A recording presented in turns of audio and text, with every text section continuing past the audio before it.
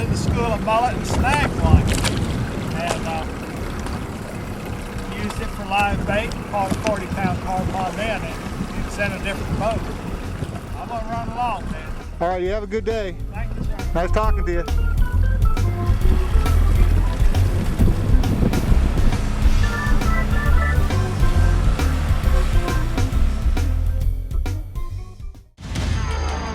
What's up?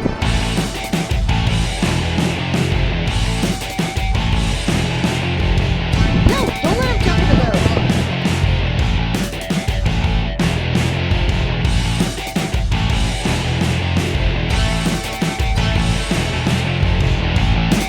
There's the gap.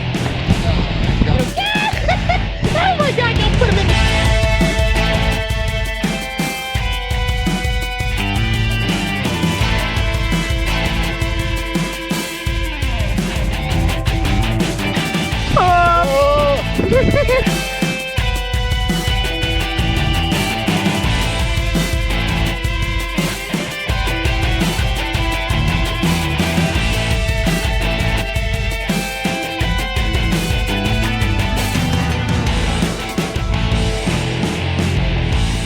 What is it, kid?